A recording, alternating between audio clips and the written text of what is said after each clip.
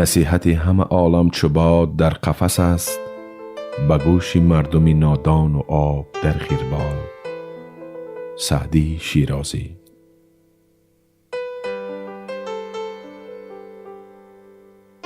کسی را گو در این گیتی خیردمند، که دل بر نقطه دارد گوش بر پند. دل و گوشی که بی تمییز باشد، ستوران و خران را نیز باشد. امیر خسروی دهلوی.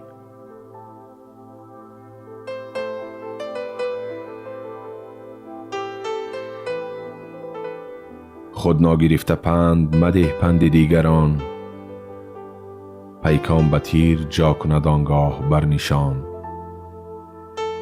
سعدی شیرازی.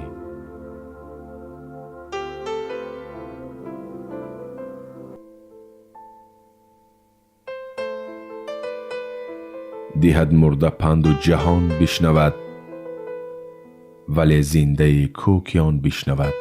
امیر خسروی دهلوی.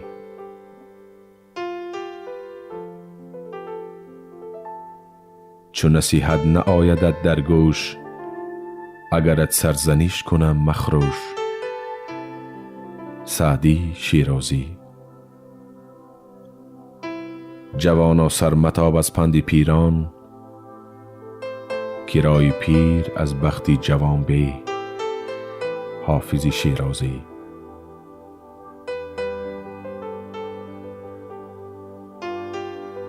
چو پند بشنوی از پند فرمای، چو دانا بایدش در جان کنی جای.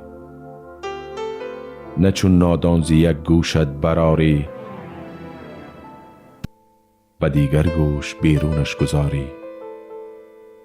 عبدالرحمن جامی.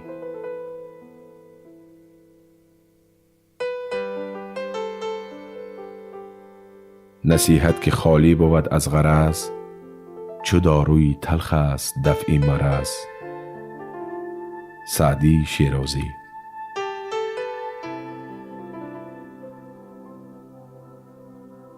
خوش وقتی کسی که پند گیرد، عبرت ز پس دیگر پذیرد. عبدالرحمن جامی.